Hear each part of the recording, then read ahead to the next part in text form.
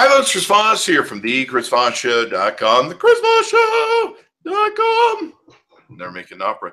Hey, so we're coming here with another podcast. Thanks for tuning in. Be sure to give us a like, subscribe to us on YouTube, hit that bell notification button on YouTube. Also go to patreon.com/Chris Voss and iTunes, Google Play, and we're on TuneIn app, so you can download the podcast there, and I'm sure you can find out on all the major podcast apps. So we appreciate you guys' support. Be sure to tell a friend if you would. Share them with your cousins, niece, nephews, dogs, cousins, cats, cockroaches you have in their house. I mean, seriously, they're there. They might as well listen. Anyway, I'm here with a wonderful guest that we've had on multiple times before, Tim Forrest. He's going for one of these frequent podcast guest robes like they give away on SNL. Welcome to the show, Tim. Hey, thank you very much, Chris. I appreciate you being here. Good. So let's give you some plugs and give you a little bit of background on who you are and what you are. Sure. And why you matter on this earth. Yeah, it's simple. My website, timforrest.com. But first, I'm a consumer product goods marketer. I've been in the industry for 30 years. I've been running my consulting company for 20 years. And I started literally loading trucks for retailers in the industry. But I've been very fortunate, and I've helped companies raise tens of millions of dollars. I've helped sell hundreds of millions of dollars in products, and I've launched products that have gone on to sell over $200 million in products. So I'm approaching $1 billion. I'm not at the $1 billion mark yet, I don't think, but I'm approaching that. Hopefully, one of my clients will do an IPO in the coming year or so, and then when that happens, I'm going to add. I might go over that $1 billion mark, but we'll see how well the IPO does. Nice. That's pretty darn awesome, man. So, give us your website, your Twitter accounts, all that good stuff. Yeah, Tim Forrest. So timforrest.com. That's with 2 R's, and then Twitter is twitter.com/Tim Forrest. Also, be sure to check out my seascape photography island, and I've got one of my pictures back here, islandsunrises.com. Yeah. And there's Instagram account as well for Island Sunrises. So that's it. And if somebody has a question about what we're talking about goals, or wanted to talk about goals today, we'll talk whatever you want to talk about. But Tim at timforrest.com, they can reach out to me. Cool, man. Yeah, so we're covering goals, and Tim's like a goal superstar professional. And so we want to talk about goals, the importance of goals, laying them out, why you should do them, and all that good stuff. Because if you don't, I don't know, there's an old saying that if you don't set goals, you will never go anywhere. Yeah, you'll go somewhere, but it won't matter. You'll end up wherever you are, and hopefully you'll enjoy the view. What's the old saying? I think it was by Lincoln. He said you can be on the right tracks, but you might be going the wrong way. Yep. But if it doesn't matter and you don't care, then just let it go. But if you do want to go somewhere, you have a vision. It'll help you to focus your activity on where you're going. Mm-hmm. So let's go through the goal stepping process and talk about how to set them up, what to focus on, how to manage it. I've changed my goal setting over the decades. I've changed what I originally did. My goals originally were, and I did this in school. I took out a piece of paper, and I use Evernote now for a part of my goal process. We'll get into that, but I just took out a piece of paper, and I wrote down on this piece of paper about 14 different items I wanted to accomplish. Just real simple things. One of the things I knew I was going to be graduating, so I wanted some business shoes for an interview. And so my goal was have a business shoe. So I put that on the sheet. And along with everything else, I just put 14 items and wrote it on a piece of paper, and then took that piece of paper and I stuck it over my desk so that I saw it on a normal basis. And I really kind of forgot about it. And then I came back 6 months later, and I looked at the list, and sure enough, almost every item on the list had been accomplished. It was really almost like magic. And so I was like, wow, did that piece of paper, me writing that down, have something to do with that? And I was just like, wow, I just couldn't believe it. And so then I started thinking, wow, what can I do with this? What more can I do with this? So I started to incorporate goals more into everything that I was doing. Yeah, Now, were you seeing that every day? Was it subliminally behind you or something of that nature? I saw it at least once a week, several times a week, because it was at my desk. But I wasn't seeing it necessarily every day, because if I didn't work at my desk, I didn't see it. If I didn't do homework or whatever it was I was working on, I wouldn't see it. But I'd see it, at least once a week, probably 3 to 5 times a week. Anytime I went by my desk, though, walking by, I'd know it was there. Yeah. So what do you think really helped make that difference? Was it just writing them down and put on paper? Was it seeing on a regular basis? Was it? Well, if you've read one of the books I did read around the same time was Think and Grow Rich is the book, is the actual book. And so what it does, it's sort of a hack. It's like a mind hack. When you write down and you take that piece of paper and you write down your goals on there, you actually are doing a mind hack. And so what you're doing, in Think and Grow Rich, there's about a dozen ideas in there as far as accomplishing goals. And this hits on probably 9 of them. So when you write down your goals and you put it on the paper and then you have it there, it's going to basically hit on those about 9 to 10 of the principles of Think and Grow Rich right there, and just doing that trick. And so specifically, you think about there's a chapter in there about desire. So desire is in there. What is your desire? What is it you want to accomplish? And you're going to be the one that picks that and puts it on there. You've got auto-suggestion, imagination. Those are chapters in the book Think and Grow Rich, and that's what's happening when you're writing these things down. It is tricking your, I don't say tricking your brain, but is connecting your brain to your goals. It is helping you to go forward with what it is you want to accomplish. And then by having that there consistently, Chris, it's since it's always there, your persistence sees that. And again, that's another chapter in Think and Grow Rich. It just goes on and on. There's an entire chapter on auto-suggestion. And that's the whole thing that we're doing with this written goals, and you see it over time, is playing a trick on your brain. You're doing auto-suggestion. Yeah, it's interesting to me how that works and being able to stay focused. I did the same thing years ago. I've done it over the years.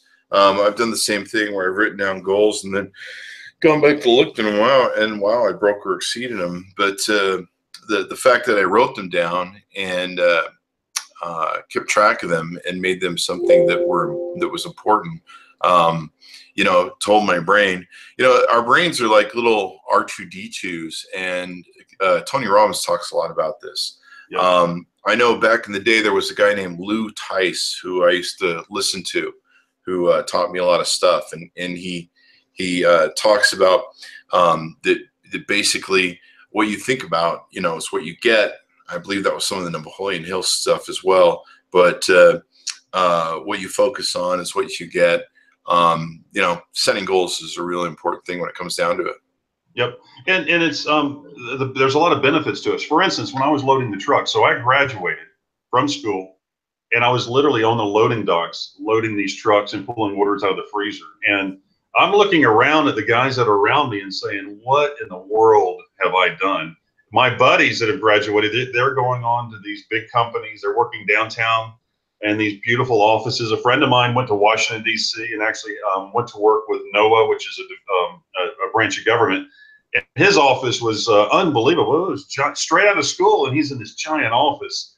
And here I am literally pushing a hand truck, loading trucks, and just thinking, how in the world am I going to accomplish my goals? What have I done to end up here? I've really failed. I'm at the bottom of the heap. But I had no idea. So I had these goals and I had these dreams. I had no idea that I go on, I got promoted to where I was actually driving a truck. I mentioned this before. But I had no idea that the first stop that I delivered, I would be on that as a consultant 20 years into the future. I would be on that client's jet, their corporate jet, helping lead a team of guys. And that came from, at the time I didn't know it, but it came from that desire, to achieve and to accomplish those goals and make those things happen. But if I had not had those goals and had not been thinking about have them written there, I might still be the best guy loading trucks on that loading dock, from back there. Yeah, I think it was Tony Robbins who talked about the reticular activating system, the part of your brain that what it does, it locks onto beliefs, and around those beliefs, it builds reasoning and focus and everything else. Like, Yes. and I've always studied beliefs and things like that all my life, why people believe the things they do. And I see people that they latch onto a belief, and once they latch onto it, their mind starts building all this support systems around that belief. Yes. And it starts collecting, gathering. A perfect example of it, and I believe I got this from Tony Robbins, is anytime you've ever bought like a certain car in your life, and you buy it, and say it's a red Mazda MX-8 or whatever, I don't know, model they have. You start to notice when you're driving around from there on out, you start for the very first time to see every car that's like yours on the road. And you're like, there's a car like mine, there's a car like mine, there's a car like mine. Yep. And it's your brain saying you made a decision, and it's helping support that, and it's gathering data, it's helping focus you on data that supports you in what you're trying to do. And our brains are very much like that. I mean, I remember back in the day, Tony Robbins talked about, what you say to yourself, and some of your self-talk makes a difference because your brain's listening. And if you're talking about failing and you want to fail, your brain goes, oh, you want that? I can work that for you. And that's why people have these self-fulfilling prophecies. You're like, how do they, and there's some people that even brag about it. I predicted I'd fail, and sure enough, it didn't work out. And you're like, that seems, counterproductive. Why'd you bother in the first place? And so, yeah, a lot of people don't realize their brain's listening, and our subconscious mind is like just a computer in the background. Right. And whatever you tell it to do, it goes, oh, okay, sure, we'll work on that for you. You focus on what's going on, and then we're going to work the wheels in the background, and you'll be interested when you get results. But you're like, why did that not work out the way I wanted to work out? Exactly. And you're so right. A couple of instances. My son wants to buy a Jeep. He's 15, so he's really into vehicles and thinks about all the time. So the other day, I mean, for fun, we counted 106 Jeeps just driving around the island, just seeing them on the road, and we were doing our errands one day. And we kind of laughed. It's like, wow, I had no idea that there were over 100 Jeeps riding around, but we actually counted them. The other thing is, one of the first orders that I sold, I put together a project. It was over $1 million. The initial order was over $1 million, which was giant for me at the time. But that order, it took 3 years to close that deal, and we lost the deal multiple times during that period of time. We had some major challenges. And if I had not continued to think about the end goal, if I had not put myself into the future of thinking, I want to ship this, I want this product to work, or what can I do to make this happen, I could have easily, at least 3 times, because we actually lost the order 3 separate times. I could have easily stopped at any time, particularly in those 3 certain times, and the order would not have happened. Yeah. It just would not have occurred. Yeah, it's interesting to me how the mind works, how the brain works. I see people that they fail all the time, and they complain about it, and then they always tell you, well, I predicted this would happen. I knew this would happen. And you're just like, well, if you knew this was going to happen, why'd you try in the first place? Like, right. Why bother? I remember Tony Robbins would talk about self-talk and what you say to yourself. Like I went through this with my parents at the cash register. They'd be like, oh, we never have enough money. We never have enough money. Oh, we never have enough money. And it seems to be a self-fulfilling prophecy where you never have enough money because you're telling your brain that you like that because you're constantly talking about that and focusing on it. Yep. And it's kind of a giveaway that way. Yeah, exactly. It is. And so one of the things that I do now is I've got a structured, and it's not so much a goal list now, it's just more of an activity. So it's like, how do I want to live my life? How do I want to feel about the day? And so I've got in Evernote, I've got all my goals, and there's more of strategies of what I want to do and how I want to live my day in life. And so every morning I, by hand, write out those goals. So it's in Evernote and I open it up and then I write out by hand what it is that I want to experience or be, or what I'm trying to achieve, what my, it's not necessarily goals. but like, I'm just like, one of the things is just affirmations. Like I'm living a more confident, happier life, more enriched life. That's one of the things I write down there. Also, the other thing is I think about my roles now, and I think about the friends in my life, my family and clients, and what it is that I want to provide and be to those people in my life. And so it's a lot more. There's really almost no physical things that I want to buy or purchase or do. It's more of the things that I want, the actions I want to take and how I want to be of service to the friends, family, and clients. Yep. So what type of goals do you usually set? Business, personal relationships? What sort of goal areas do you cover, or do you recommend? Yeah, I recommend all of those. I think you need to be really, obviously I have, when I'm working with a client, we have business plans, marketing plans, but those my personal goals are more, I want to understand how to bring more value to my clients. And so how can I expand, how can I exponentially expand the value that I bring to my clients? So how can I bring them faster, better returns and rewards for their business? And then the same thing with friends and family. I've got two different packages going out today that are not really business related, but it's because I started thinking about the people that are important to me in my life, and I'm trying to plan for it. This process helped me. I took my wife dancing a couple of weeks ago. Took dance lessons, and I've never done that in my life before. But it's thinking about the roles and thinking about how I can bring and be more attentive and more in action. They're just like the packages I'm going to mail today. I'm thinking about the roles that I play and how to bring value. And those are the kind of things that I'm thinking about now, much more than a new pair of business shoes. Or at the time, I wanted a Brooks Brothers suit, or a custom-made suit that was so important to me 30 years ago, which I don't even. It's great, it's good, but I don't think about those things like I did at the time. Yeah, I used to be really material conscious, and now I'm just like, I just want cash. Yeah, exactly. Like, I've already done just give me the money. Right. I don't need whatever. But yeah, I went through the whole phase of success where you buy all the things that you want and all the toys, and then after a while you're like, do I really need 3 BMWs? Right. I had 3 houses. At one time I had 3 houses, and so so did I. I lived in 3 different cities. I lived in Vegas and my God. And I didn't have houses in Vegas and Denver. I just had apartments. But I would basically fly out every Thursday from Utah. On Thursday night, I'd fly to Vegas, spend the weekend there, fly home. And I literally would say, I live in Vegas and I work in Utah. And then I would fly to Denver, where we had an office out there too. And for a long time, I had a car at every airport, which was crazy. I used to say I have a BMW at 2 airports at any given time.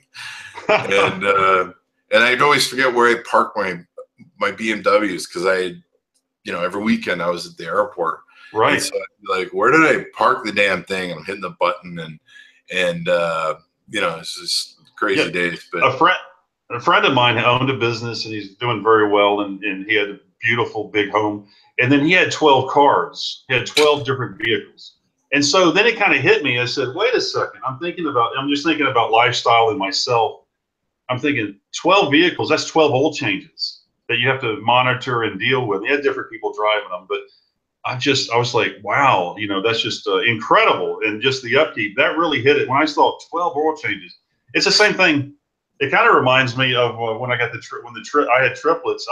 I didn't even think anything about having triplets really until they asked us to do the amniocentesis, and then they put 3 contracts on the desk and said, Tim, it's $2,000 a piece. You need to sign each one of these contracts. And I'm like, oh my gosh. And then that hit me then that for the rest of my life, I'm going to have 3 of everything. This is not just me getting up and going to work and selling cookies.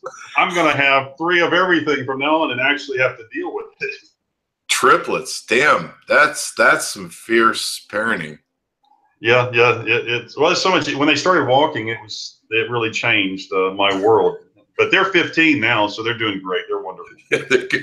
I had a friend of mine. He was, we were both about 38 when he had his first kid, 36, I think it was. and he had twins first. His first set of kids was twins. Oh my gosh. And I remember he used to hold up the diaper bag, and that was just like a couple days, and it was this giant tube of diaper. Well, we had to change for their health. We had to change their diapers every 3 hours. So it was over 850 diapers the first month. Yeah, it was a lot of diapers. Note to self: send my vasectomy doctor a gift basket. The triplets, man. Yeah, you're gonna need some goals if you have triplets. That's for sure. Absolutely. I did. And one of the goals, like talking about that, is like one of the goals. I'd worked out of my home. I worked from home for 15 years or so before they were born. But having to go to the store for diapers and formula every few minutes, and all the issues and the noise. My first goal, one of my biggest goals, was to get out of the house, and so that's when I got my first office. Was with the triplets gang. I had that same exposure when I played stepdad for a few years to a gal I was engaged with. I used to always sleep in on Saturday and Sunday and hang out in the bed, and suddenly once I was living with my girlfriend and her 2 kids, I got to the point where I'm like out the door on Saturday morning. I gotta go to the office. Oh, really? Why? You never like to go to? No, I really like to go to the office these days. Enjoy some quiet time. But no, that's funny. Yeah, I remember my friend who had twins. I was like, man, you just went trial by fire. You didn't have like a first kid, a second kid, and then have some twins. You just went right for twins. And yeah, and the funny thing about him, he probably had this problem. When one starts crying, it sets the other one off, and so you end up with the symphony of ours. Yeah, ours were just the opposite, Chris. They would never cry together. They would hand it off. So one would cry, and then the others were sleeping right through it. And then once, they were finished, and one more would cry, and then they just handed off. So I'd be up, you'd be up for quite a while. They wouldn't cry together. So they never cried. They would sleep through each other's crying, no problem. But when he stopped, I found that they don't cry as much if you use duct tape. But the yeah, I hear you. Child Services says I can't do that anymore through my parole agent. So we have Sarah. Their older sister is going to be 30 on Thanksgiving this year. She turns 30 on the 26th. Yeah, triplets. Yep. That's a hell of a deal. Do they all look alike? Are they? No, not really. John's actually, he's 15. He's an inch taller than I am, and then everyone thinks he's the older brother, but he's actually the youngest. But the 2 girls, Rhiannon and Hunter, they're similar, but no, they're not identical. They don't look that much alike. So was one of your goals when you got triplets, goal to self, survive this? Yes. Yeah. That is it. That is it. So I know a lot of people recommend this. They recommend sitting down and take a look at relationship goals, relationships you have with people. Maybe you want to set goals for your wife, not to piss her off. That's always a good one I recommend. Don't piss off the wife. Don't say stupid stuff. Don't do stupid stuff. And don't piss off the wife. But relationship goals, working on maybe some of the things that irritate maybe you and the other person, and maybe improve the relationship, like have more romantic nights, I suppose, or go on dates, what do they call them, wife dates, relationship dates? I haven't been very good at that. I've not been very good. I've been so good at setting goals for business and work and achieving. And I've been very fortunate in that areas, and I haven't been very good on the relationship side anywhere, not just at home.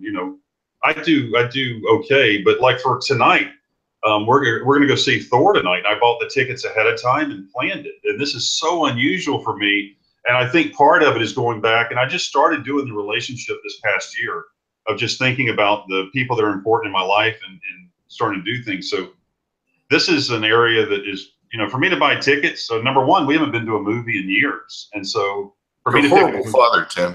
Yeah, I know.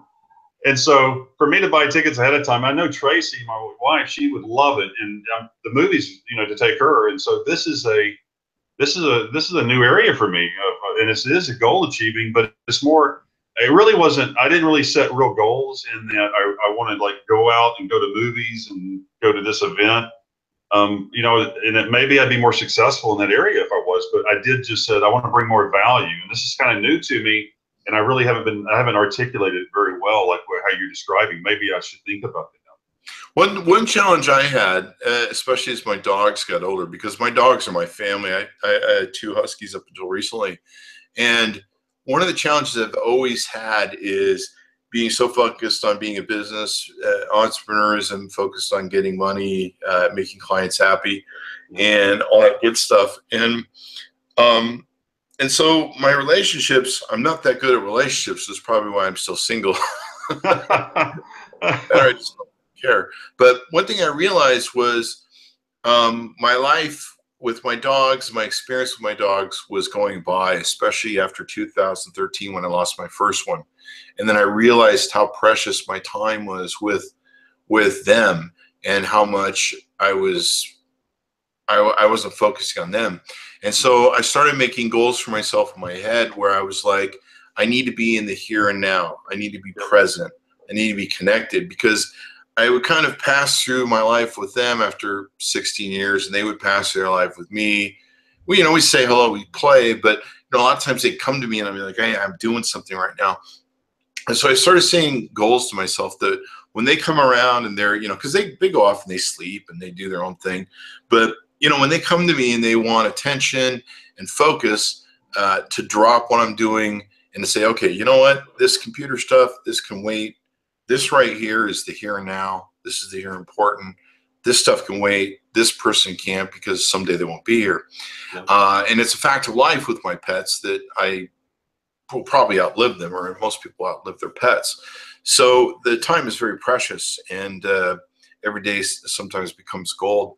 So I set goals with my relationship with them, being my children, to spend quality time with them. And when they want attention and they interrupt me, I try and give that to them, unless it's virtually impossible. I'm solving some emergency or something like that. And that really helped me. My father had a lot of challenges with being in the now and being in the clear. And, when you were talking to him, you could always tell he was someplace else. And he was always working on business and goals and thinking about clients and whatever. And you're just always like, you're just never here, Dad. You're just no here. Which was good. He tried. He had his own issues, but he tried as much as he could. And sometimes that's maybe the best you can do. But so I try to set goals with my relationships with my dogs. I have different goals with my relationships with my friends. I try and make sure, and I always call them on a kind of a regular basis. I don't have a tickler file other than the one I keep in my head. But I always try and, a lot of times too, when I'm just sitting around going, I got nothing to do, I'm in between everything, what should I do? And I'm like, I should call a friend. And it probably annoys half of them, because you're like, why don't you text me? But, most of my friends are old world people that, they still use phones or know how a phone works. And so, I'll call them up and touch base. And a lot of, they used to say to me, well, what are you calling about, Chris? And I'm like, I just called, man, to shoot the shit with you and tell you I love you. And that's it, man. There's no real agenda here. They're just like, oh, cool. You're not someone who's asking for money. Can you loan me $20? So yeah, I've focused on a lot of my relationships and make sure I'm maintaining them properly, make sure I'm connecting in the here and now. That it used to be a big thing for me, because I would, even when I'd play with my dogs, my kids, I'd be, on the phone talking about business, or I'd be thinking about clients, and I'd be like, I'm not really capturing this moment right here. And I'm not, I know I'm not in the moment. I don't know how to explain that. You probably know what I'm talking about. No, I totally get it. With Island Sunrises, a buddy of mine, Doug Brenner, he called me one day, and it's like when I first moved to the island, to the beach, he was asking me a question like, did you go fishing or did you go fishing? What are you doing? You know, what are you doing at the beach? You know, what's going on? I'm like, no, I've been working and I just got back from a trip.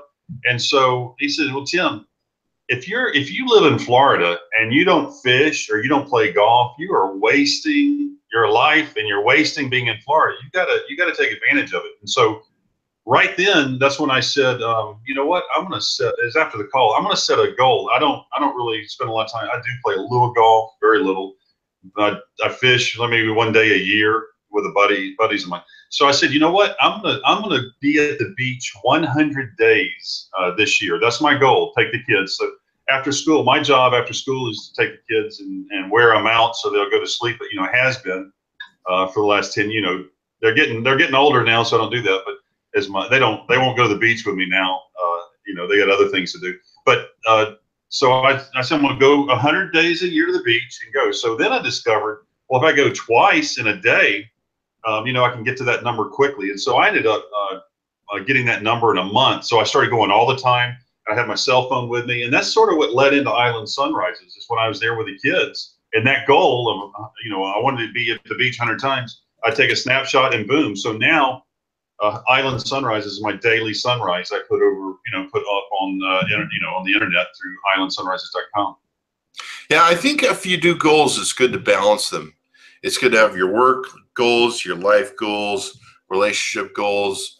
It's good to have a balance. I remember when I was growing up and starting my companies and having goals, everything was about business and making money. And of course, I'd grown up poor, so I was patching some old wounds and focusing on that. And at that time, I was just a single guy, and so I was trying to, you know, make my little place in the world, if you will. And so, you know, relationships weren't a big thing back then. I was working so hard, didn't have time for them. But I should have done a better job maybe with my relationships with my partners, my business partners. I wish I'd set more goals to maintain those relationships better. Because what was interesting, this is probably a good conversation to have, was one of my first business partners was my best friend of 22 years. And over those 22 years, we had 13 years of a great business together, at least for the most time. And at the end, our relationship really drifted apart. And sometimes that just happens, you know, the bands break up after 10 years.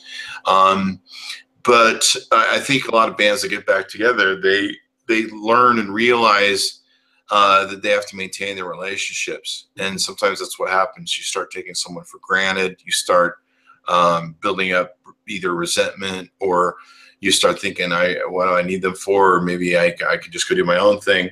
And so sometimes it's really important business. If you have partners, if you have a board of directors, you've got to make sure and maintain those relationships, because sometimes if they start feeling slighted or ignored or not in as much connection with you, then sometimes that can really impact your business. I know it impacted my friendship with my friend.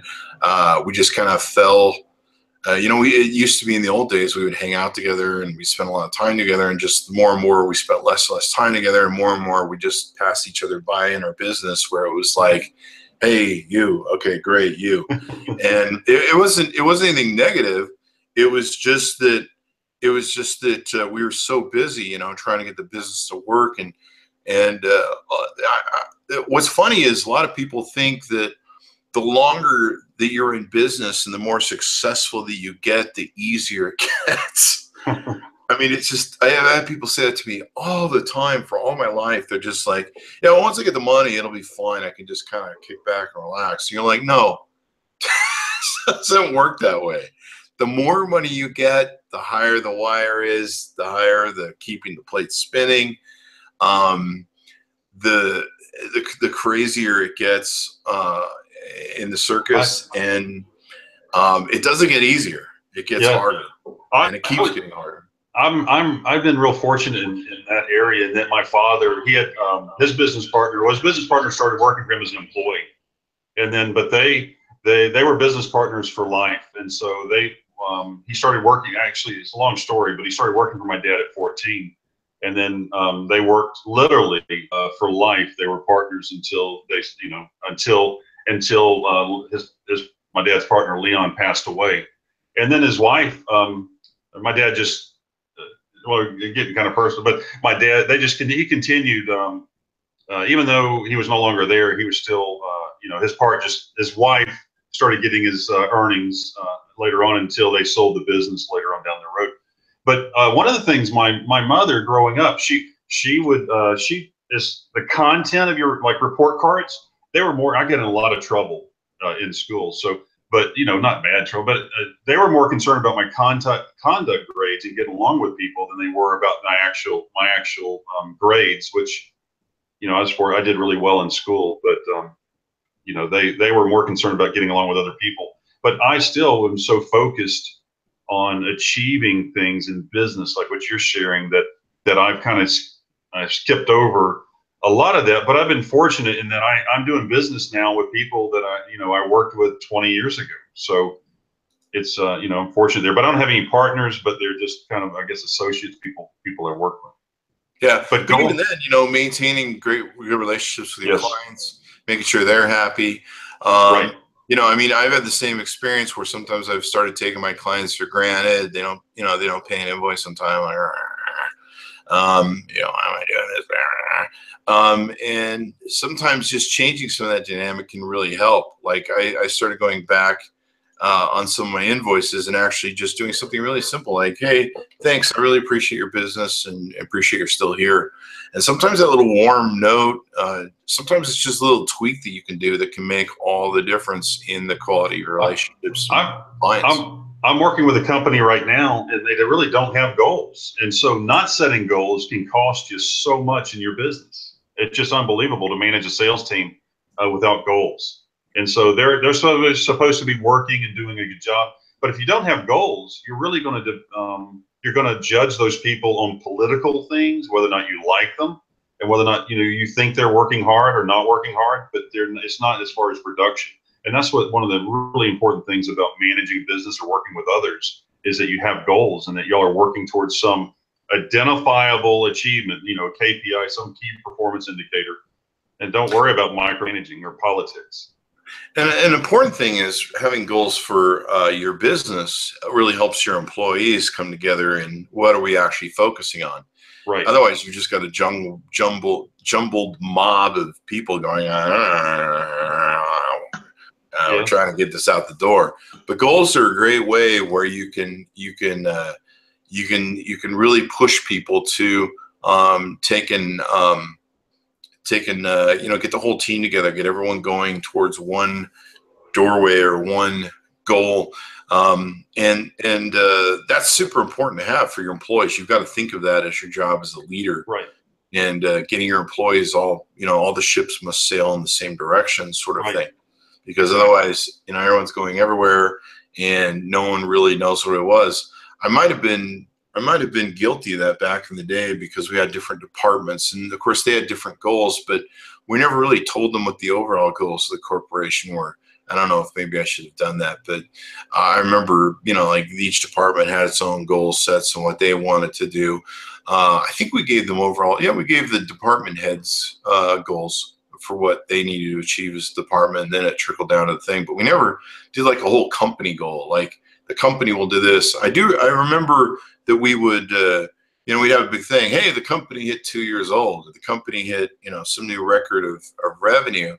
And we throw a little party and throw some cake or whatever to celebrate it. But in hindsight, I really probably should have set goals for the whole company, or at least, well, let's put it this way. I had the goals, but I don't think I ever really vocalized where I wanted the company to go and how they wanted to go as a whole. And that probably would have helped. That probably was a shortcoming of mine back in the day. Not making company goals. It would have changed there. It would have changed. I'm not saying necessarily would have been who knows how it would have turned out, but if you'd had goals, it would have dramatically changed the business. And if you shared those goals with the team, dramatically. Yeah, because everyone would have felt a whole lot better when we hit the goals that we hit, and we throw little parties and stuff. Right. And we're like, hey, we just hit some new revenue mark, and it's really cool. And people are like, oh, I didn't know we were Okay, there's a awesome. story. There's a story about this, and I live real close to Kennedy Space Center. But there's a goal that John Kennedy was walking through Kennedy Space Center, during the space program, was walking through the base here in Florida, and stopped and talked to a janitor that was working there in the space program, janitor at NASA here, and asked him, hey, what are you doing? Just what's your job? What's your function? And he just didn't skip a beat, turned around and answered, I'm putting a man on the moon. And so the point of that is he understood the mission and he understood the goal, and it relates to performance. And I bet he did a much better job than if he didn't have those goals or ideas of what it was, the mission of the entire organization. But Yeah. what does the moon and astronauts have to do with sweeping floors? But he had to enjoy it more. He had to be excited to be a part of this bigger mission. There's a book I read a year or two ago that was a really good book. For the most part, it talked about setting really, really big goals, and the reason for them. And it's one of the people who's involved with Elon Musk in the Mars project. Mm-hmm. And he talks about why it's important to set these crazy, almost seemingly impossible goals. Like Elon Musk has called out a goal we need to go to Mars within X amount of time. Mm-hmm. And you saw, like you referenced earlier, Jack Kennedy, or John Kennedy, not Jack was his father, John Kennedy saying that crazy goal, we're going to go to the moon, and we're going to put a man on the moon. And everyone's like, we're still working out stuff here at home. And the stuff that came out of it, the electronics that came out of it, all the different science that came out of it, everything that we learned in the accomplishment of that goal had such a wide-ranging effect on everything, in our consumer base, in our products, in our knowledge, and our understanding of our universe, and our way of life when it came down to it. Yeah. They said for a lot of years with the space program, the things that we were learning and the way that, they were having to redesign electronics and stuff and compact them so that they wouldn't be bulky, are the things that made us technologically capable to go from calculators that look like this to calculators, that were really small, and, of course, phones and everything else, electronics. It really had a big effect on minimalizing the size of electronics. And then the things they learned. So, you see the goals now that Elon Musk is setting, where he's going, we're going to Mars in 2000X. And you're like, geez, that seems crazy. And besides, I've seen the what's his face movie where you go to Mars and you have to plant potatoes in your own poop. That doesn't sound like fun. Right. Matt Damon. I set a goal one time. Just talking about setting goals. I set a goal one time. I wanted to meet. I love rock music, and I listen to a lot of different music. But I became enamored with country music after probably going back some years. And so I said, you know what? I want to meet Randy Travis. And so I set a goal. I said, I'm gonna use this for something fun and personal, not just business. Because at the time, I only was setting goals really for work stuff. So this would be fun. I'd like to meet Randy Travis. And so I set a goal. And sure enough, a year later, I was on Randy Travis's tour bus, and we were going to dinner, going to a barbecue restaurant to go eat with him and Liv Hatcher. And that's awesome. That was incredible. And when I share with you how I did it, I mean, it's not anything anyone else couldn't have done. Not at all. It just a relationship evolved, and it just happened. But I knew I wanted to do that, and I knew where I was. I was a cookie at the time. I was working with Keebler Cookies, so I was selling cookies. And one of my buyers I knew one of my buyers was a big Randy Travis fan. She worked for 7-Eleven. And so I reached out to Randy Travis's office to get a signed picture, so I could give my buyer, her name was Jan at 7-Eleven, give her this signed picture. And so I did. And then I sent thank you cookies to the office with Randy Travis, and just kept on. I just kept on a relationship with the secretary assistant. And so the next thing I know, they're calling me saying, "Hey, Tim, we need a donation of cookies for the church that Randy and Liv they went to up in Nashville. Would you be willing to help us out?" I'm like, "Sure." They said, "Okay, we're going to be in Atlanta for this for a show. So why don't you come meet the tour bus, and we'll put the you can put the cookies on the bus, and they'll drive it back to Nashville." And so that's exactly what I did. And they said, "Oh, by the way, we'll get you some tickets. You want to go to the show?" And then ended up on the tour bus, and it was incredible, just incredible experience. That's an awesome story. I just recommend that if you have goals of meeting people, you be careful. I used to have a goal of meeting Cindy Crawford, and evidently that's sometimes called stalking. Yeah, I don't know. That's what the my judge wife says. hates it. Tracy. I get to do through our work we do I do a lot of fun stuff. I agree. Tracy doesn't like to meet these people. She doesn't like to get involved in any of this, any of that kind of stuff. She said it ruins the music, or if it's a person she knows, like in movies and things, it's not fun for her. It kind of takes away some of the facade. Yeah, the facade of the art, of the movies. You meet these people. Yeah, like that person makes beautiful music, but I know they're just kind of a jerk sometimes. Yeah. So she, to me, I love it. I love learning, sitting behind the scenes and what's happening. One of the funny stories, I mean, for me at the time, is I'm thinking, okay, I'm gonna be on this, this tour, the opportunity to go on the tour bus and everything and all that. I was like, oh my gosh, it'd be like something out of a movie, like rock and roll. And so he had his 80-year-old uncle and other family members were on the bus with him. So he literally was he walked with a cane. So he's getting slowly with a cane onto this tour bus. And it totally changed my my view or vision of of that. It's like, oh, it's not like Hollywood. It's not rock. It's not like rock and roll. It's doing a job. Going to work. Doing like anybody would. Hey, when I'm 80 with the cane, I hope my kids have a rock and roll band so I can get groupies on the tour bus too. All I'm saying. My buddy, or I can watch. I don't know. I'll introduce you. A buddy of mine, JR, is a rock and roll tour bus driver. He has been for 30 years. He was the drummer for Travis Tritt, but he is hilarious, and he ended up making more money. The reason he chanced over from drummer to bus driver is that they asked him to help out just for a little bit on a Travis Tritt concert tour. He ended up making more money driving the bus than as a drummer. And he said, "Wow, I'm gonna do this full time." And then he quit drumming and just has been driving for like 30 years. But his name's JR. If you'd like, I'll introduce you to him. I bet he has some interesting stories to share with you. Oh yeah, those guys with the road crew stories, the tour bus stories are pretty crazy. I used to have a friend back in the day who worked with Sharon and Ozzy Osbourne and the crew. Yep. And he ran his company.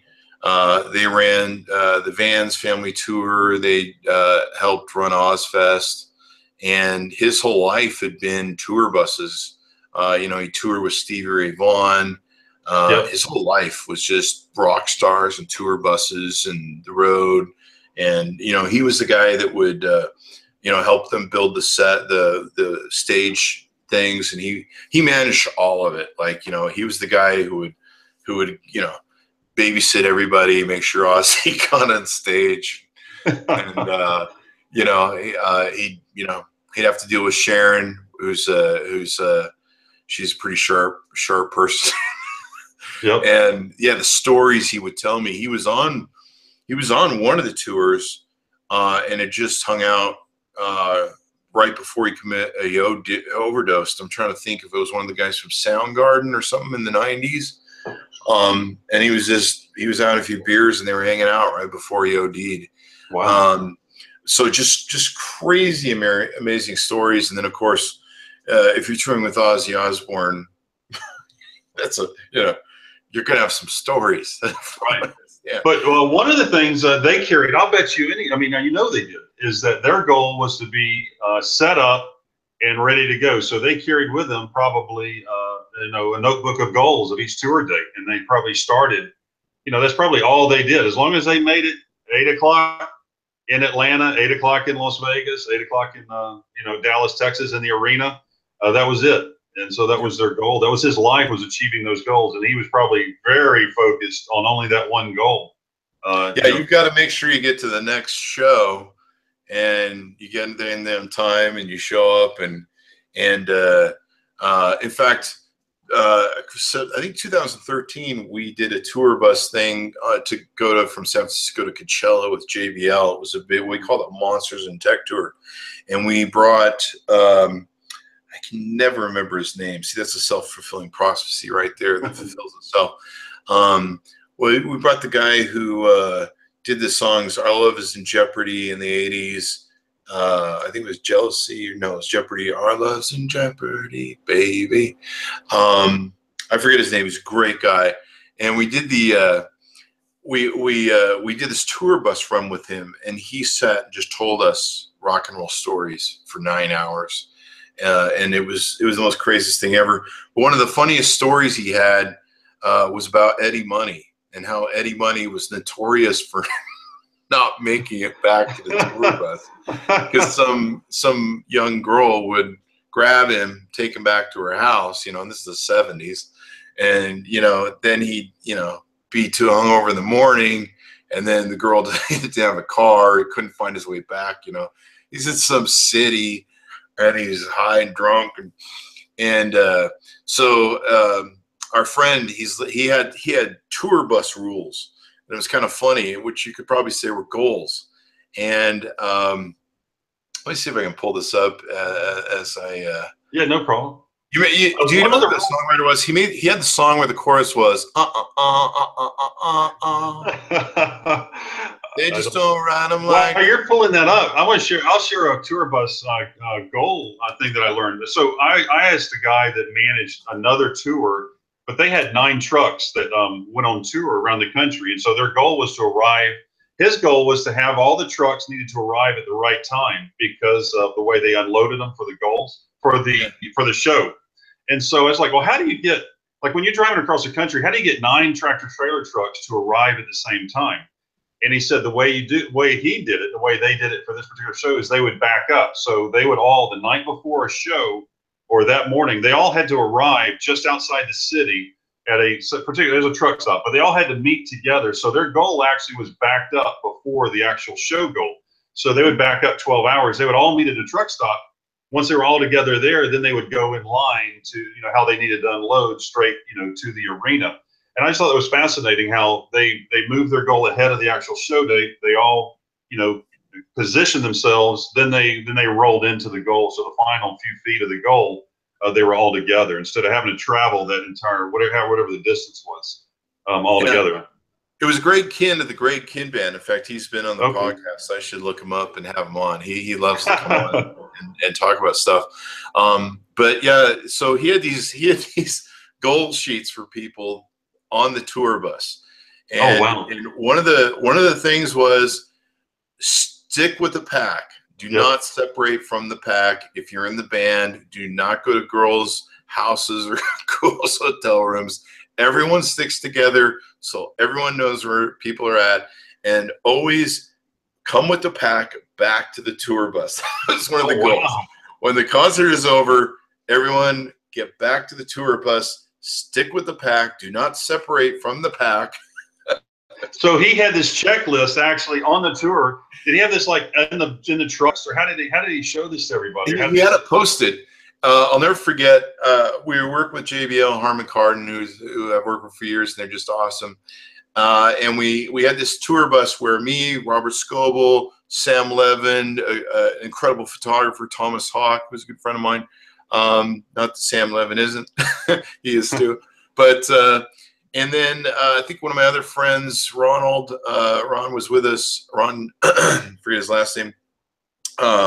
And one of my other friends who works with the Golden State Warriors office, Dan Bruliniski or something like that. He's got some crazy last name I can never remember. But we were getting on this rock and roll bus, and we got like a little sort of bus to go down. It wasn't a big one, too big tour bus. But we got it to go from San Francisco to Coachella. And so we're tweeting, we're filming, and so we get Greg Kinn. from the Greg Kihn Band to come with us, and he just wants to do it because he just loves touring. He's like, I'm going crazy in my house. I just want to be on a bus with a bunch of guys and play music and go places. And so he was doing it just to be on a bus going somewhere.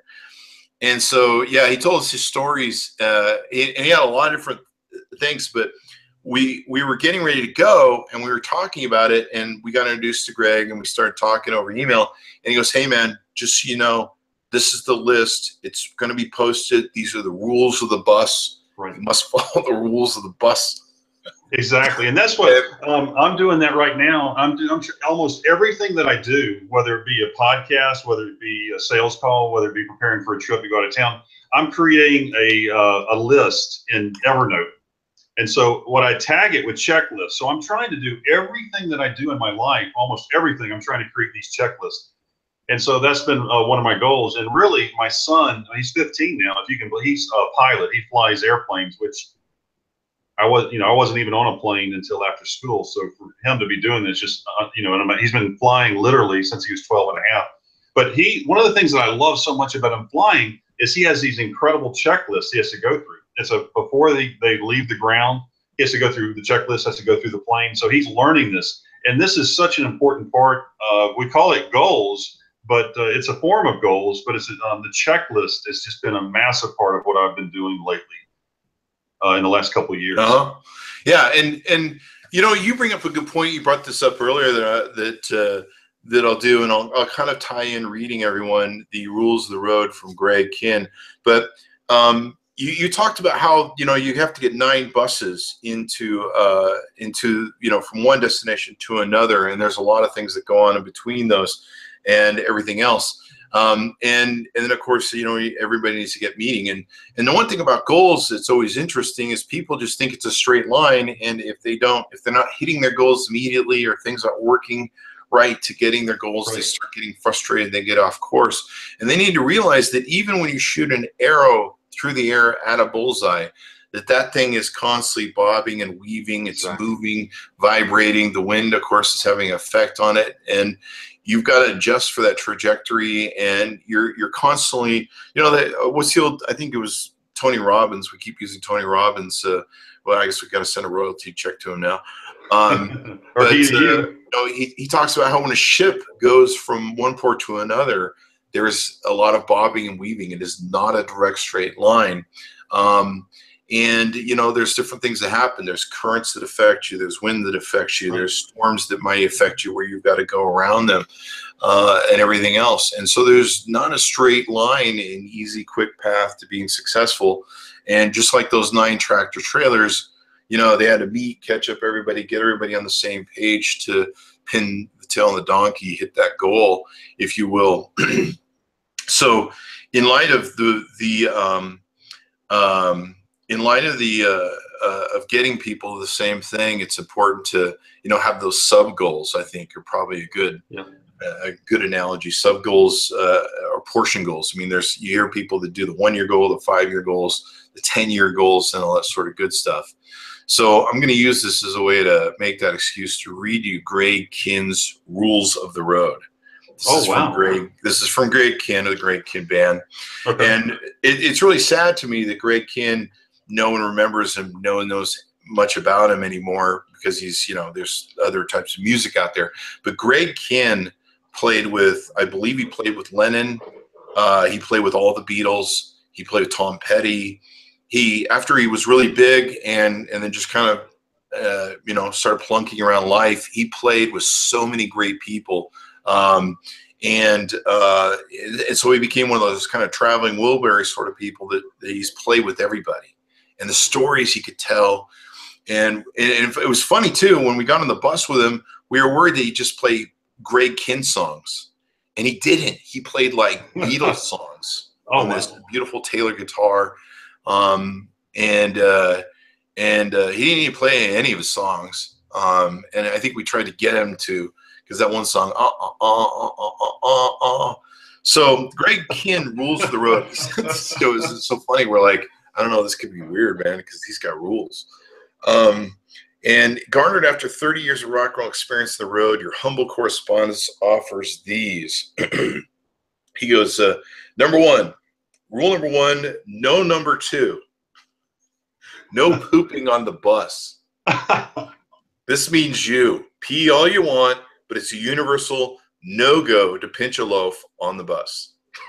That's rule number one, how to get to the next city without killing each other. And one of the reasons he had these rules too was to make sure that everyone didn't kill each other in the band and all that good stuff, because you're stuck in, you're trapped in that tube for hours at a time.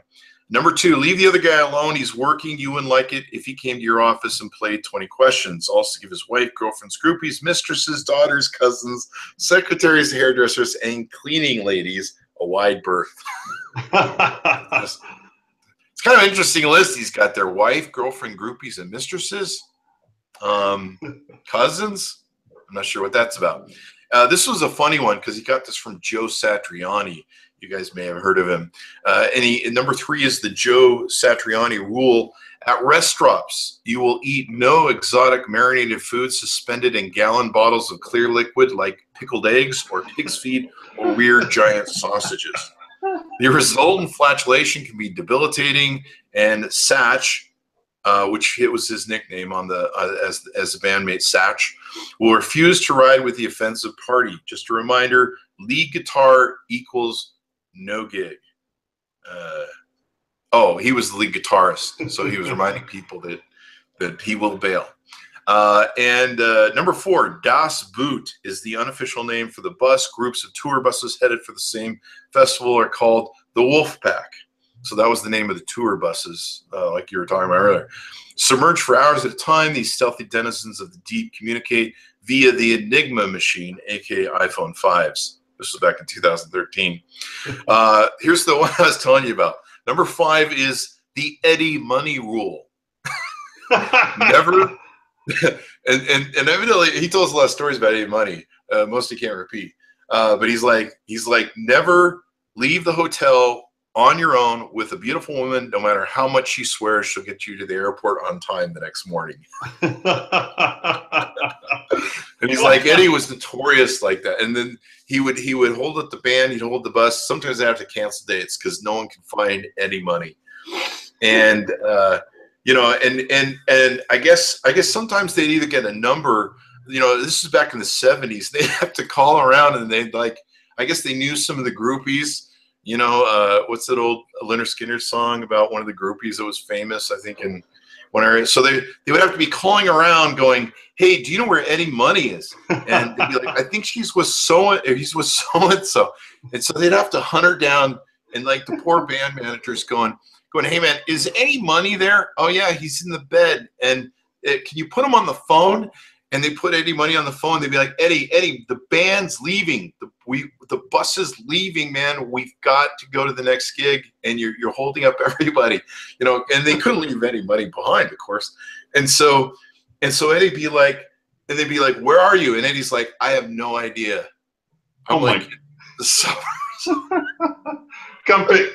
We want to come pick you up. Where are we? Come pick me up. Yeah, and he's asking. I don't know. The girl said she'd take me back, but she's gone now. I don't know what to work. And Eddie Money's just he's lost in some suburbia of Chicago, and he has no idea how to get back. And this is the 70s, so they didn't have Uber. It can come pick you up. Number six, never lose your hotel key while partying. You won't know where you're staying, and you'll be separated from the herd. Predators often attack the solo antelope. So that was never leave the herd mentality. And it's kind of funny when you think about it that, their whole thing was that hotel key at knowing where to get home. When you think of a lot of these parties took place in the 70s and early 80s, where you were probably blind to the wind by some sort of intoxication of some sort of chemical. What happens on the bus stays on the bus. 'Twas ever thus. Also, never wander away from the wagon train in Indian country. I'm not sure if that means if you're a rock and roller, wander away from the bus in Georgia. Good personal hygiene, number 8, is greatly appreciated. Number 9, all artwork done on the bus is the property of the artist. All songs written on the tour bus belong to exclusively the songwriter. Other guys don't get credit just because they're there. Remember, the actual secret motto of the touring band is Veni, Vita, Vinci in Latin, or translated as I came, I saw, I conquered. Or in our case, I came, I saw, I conked out. And he wrote came as in C-A-M-E, for those of you who are wondering if that's a reference to groupies. Not sure what that means. So anyway, that was I think that was an interesting way to segue that. So if you didn't know what the rules were of Great Kin, now you know. So there's that. And it's what a great way to simplify life and to really get what you want is by having those rules. Yeah, it's always funny. And yeah, I mean, you've got to have goals, you've got to have sub goals, you've got to have things that get you to the goal, break down goals, and a lot of times, excuse me, if you could, one of the things I've always thought about whenever I've had a big project that sometimes seems overwhelming is how to eat the elephant. And sometimes you look at these big goals like we're going to Mars in 2040 or whatever it is. And you're like, well, how are we going to do that? And you have to focus on, we got to eat the elephant. It's a big elephant. So how do you eat an elephant? You eat it one bite at a time, and you make sure and chew. And that's where I mess up. A lot of times, yeah, exactly. I didn't mean to walk over that comment. You're right. One of the areas that I mess up on or that I make mistakes on is when I have a big goal, never getting to it because it's so big. What do I do? So what I've started doing recently, and this helps, is when I set a goal of, okay, I'm only going to take my goal and divide it up into pieces. And so that's my goal. Is just, okay, my job is just divide the goal up into pieces right now. Then I'm going to go do something else. And when I do that, it just helps me so much to get that little step and be able to go forward. And a lot of times it's just so much easier when I do that. Yeah, I always think of it as eating the elephant. I'm like, how am I going to do this? And I'm just like, you know what? The hardest part is sometimes just to start. Right. And you gotta, it's kind of like building a giant puzzle. Sometimes you don't try and figure out how to do it with those 1,000 pieces that are laying before you. You just go, hey, I'm going to start with a corner and start building it, start figuring out, and then everything blooms from that point outward. Yeah, I agree. And if you don't know how to do it or don't know really how to eat the elephant, just like you're saying, just start. Just take action in any part of it. You're gonna figure out because you're gonna eat a lot of elephant. Right. Exactly. You're gonna get really good at eating elephant. And sometimes sometimes I'll be going through procrastination, where I'm like, oh man, I have to start this big project. I'll do it tomorrow. And it's like, you know what? Let's work on some pieces of it. Let's get at least, a few. And sometimes I'll just go for the easy pieces. I'm like, okay, let's go for the easy pieces. Let's just kind of get in here and get moving that direction. And that can really help sometimes because some people, they set goals that are either sometimes impotent goals that don't go out far enough and aren't. One aspect of goal setting, I believe Anthony Robbins talks about this, is your goals have to be exciting. They have to be endearing to you. They have to be motivating to you. If your goal is impotent, where it's like, well, I just want to make more money. In fact, I'll tell you a story about that. Back in, I think it was 1989, one of the companies I worked for, they sent us to a Tony Robbins seminar. And back then he was just starting out. He barely published Personal Power. He was just starting out. Not a lot of people knew who he was. He wasn't huge. And I was sitting in like I think the first or third row or something. I think I was sitting in the first row. And it was pretty cool back then because he was pretty, he wasn't the highfalutin star that he is now, but he was a down-to-earth, nice guy, really big guy. I mean, that guy is like a giant freaking Indian. I mean, he's huge, towering, powerful. I remember when I shook his hand, my hand, and I have a 9-inch span hand. I have a really large hand. In fact, I know that because I use it for measuring stuff. Whenever I'm ready to measure something, I just go 9 inches. 9 inches, Trump, got you beat, buddy. I could probably make Melania happy. She'd probably smile more often. So no, I don't know what that means. But so when I met him, one of the things he did, it was really powerful, and I used this in my sales training with my employees years later. But he went up to a couple people on the front row, Anthony Robbins did, and he said, what's your goal in life? Or what's your goal for next year, or whatever it was. And she goes, I want to make more money. And he goes, so you just want to make more money, right? And she goes, yeah. So he pulls a quarter out of his pocket, flicks it at her. You know, she caught it, flicks her the quarter, and he goes, guess what? You just achieved your goal. And she's like, what? And he's like, you don't realize you just achieved your goal because it was so impotently designed where you just wanted more money. And since you didn't quantify it properly, how much more money makes, like 10,000 more a year, 20,000 more a year, 100,000 a year, whatever more you want to take and make. He's like, because you didn't quantify it, you just achieve your goal and your brain shuts off now because it's like, well, she wanted more money or he wanted more money and made more money. There it is. Exactly. 25 cents, 2 bits, there you go. And that was a really powerful sort of thing to see him do that really stuck in my brain, obviously, where I'm like, wow, okay, yeah, that makes sense. So having important goals that are exciting, goals that are visionary. Some people are motivated by money where, right. Sometimes there can be money disconnects or people just don't see money as a thing. So sometimes having a goal, like for me, my goal for a lot of years was to get my first BMW, and I wanted a brand new BMW. I'd wanted one since I was a child growing up in Hollywood. And it was to buy a BMW, a black BMW, new one. And, eventually I bought like my first BMW with our business and being startup mode was a used one, but I had a BMW. So we had, first step towards the big goal, bought a used BMW. And then the next goal was to buy a brand new BMW, black on black, one of the new hot models, whatever it was. And that was the next step. And I eventually got there by having that goal. And then, of course, a lot of my goals growing up poor were to have certain things or buy certain things. I remember when I bought my first house, I loaded it with all these toys that my friends had when they were growing up. At least one of my rich friends who worked for NASA had. He had like pinball machines, video games, pachinko machines. His dad was pretty rich. He had a pool table. He had all this stuff. And so me being single all my life, I want all that stuff. So my house was just a party house. Foosball, pinball, air hockey. We had a drum set, 2 basketball machines. I had a professional ping pong table some friend gave me, pool table. All this. Let's just go over to Chris's house. Let's go play. I used to throw parties there every 3 months and just had this insane life for a long time.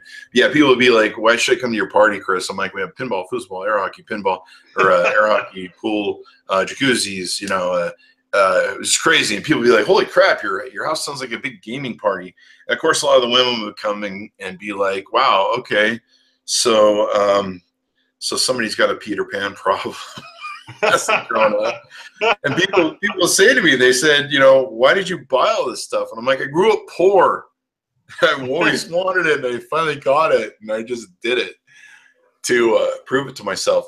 One thing you do have to remember, though, with goals is really evaluate your goals. This is another thing I tell people about when it comes to goals is when you set your goals, make sure that they really have a value and you know where you're going. Right. Because there's that old adage of sometimes what you wish for, when you finally get it, it may not be as cool as you think it is. So make sure you evaluate your goals for a value of quality. One of the things that happened to me was we got so successful and I got so many toys, bells, and whistles that I started running into that Fight Club problem where what you own ends up owning you. Mm-hmm. And then the maintenance of it, like you were talking about earlier, of having 12 cars means you got to, hire a guy to make sure all the batteries stay charged. I'm a big fan of Adam Carolla and Jay Leno, and they have big garages of car collectibles, and they have to have a staff and a warehouse they have to pay for, and a staff that goes around and does the oil changes and makes sure the batteries stay charged all the time, and and there's of course maintenance and different things that come out of that. And so sometimes what you wish for is a huge pain in the butt. Exactly. And sometimes it can backfire for you. So when you set your goals, you may want to look at what the quality of life is going to be if you do achieve those goals, and if that's really what you want. For me, I found what it was costing me to maintain the craziness of what you own ends up owning you. Ended up being a really abusive, noisy lifestyle. And for me, I'm more of I like my peace and quiet, and as less madness as I can, because there's enough madness going on up here as it is. Right. And so I learned to dial back my life to have the things that were important to me, but not, making me go, oh God, I got to call the piano guy to tune the piano again for, this month. And all the different maintenance things that you'd have to do to maintain the life that you had. When I had 3 different places to live, I was having to maintain them, cleaning ladies for them all. It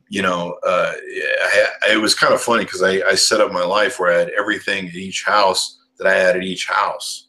So I had the same silverware, the same wine glasses from Riedel, and it became a real big pain in the butt because everything had to be a continuum, so that when I was at a given house, this house was like that house, because I wasn't going, oh crap, that's over at my old house.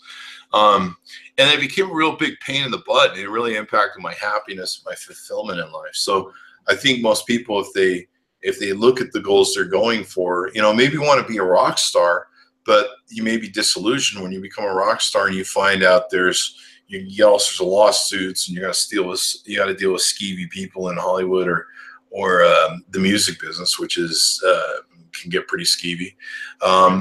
And a lot of people like it, but you have to reattune your brain to some of those new formulas on how do I deal with this and make this happy. Because I think some people do hit their goal and realize either this is all there is, or they're unhappy with the life that comes from it. Right. And life doesn't start when you achieve your goal.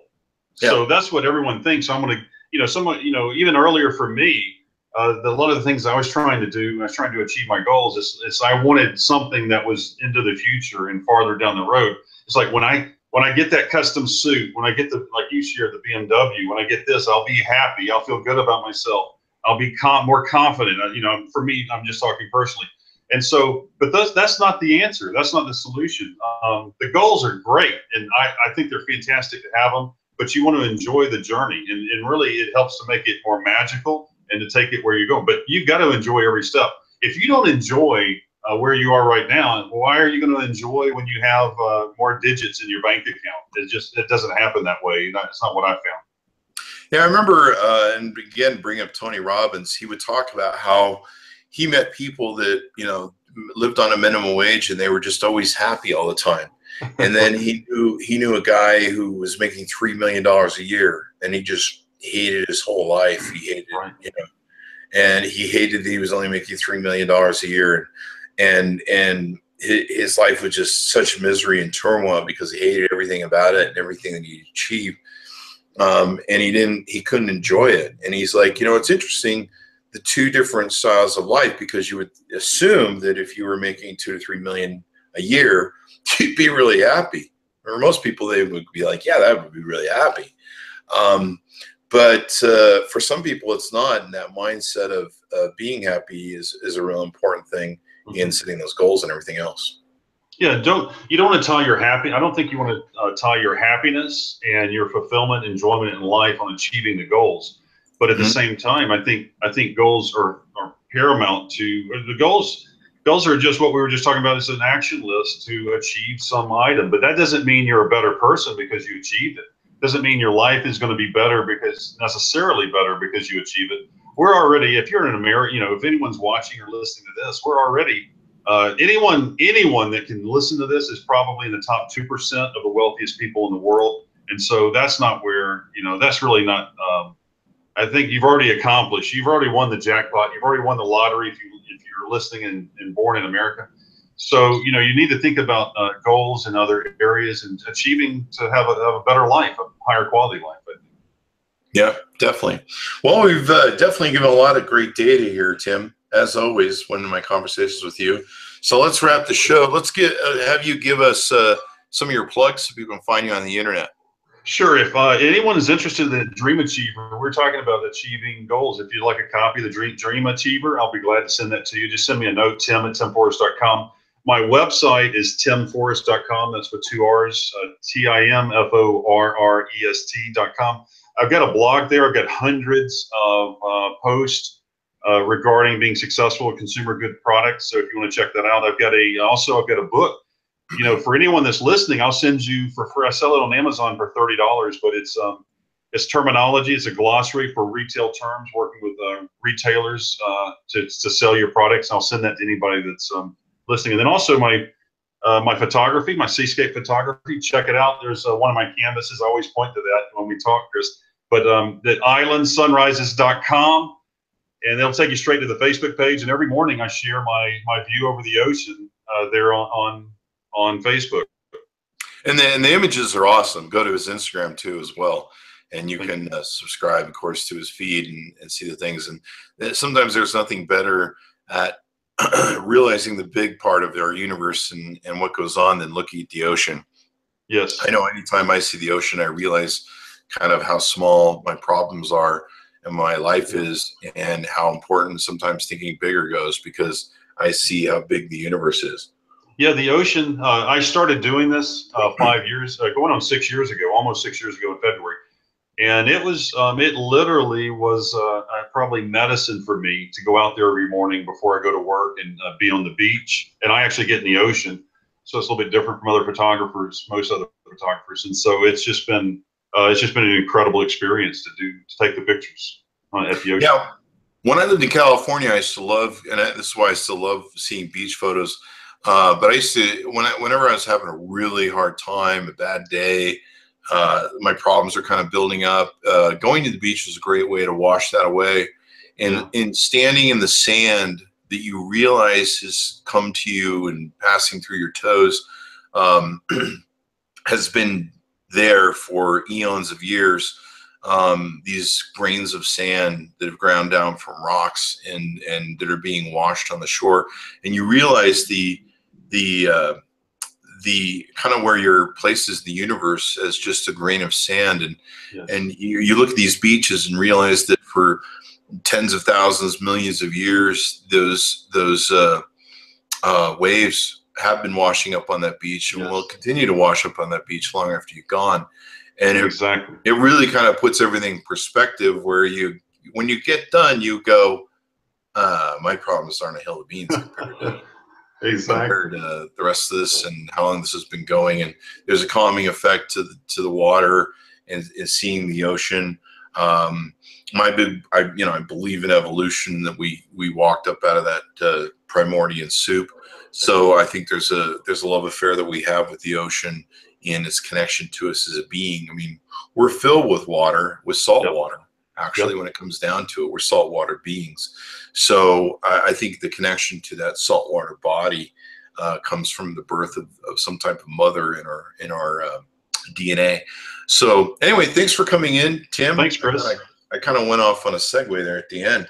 It got kind of beautiful and Oscar moment-y, didn't it? Yeah, absolutely.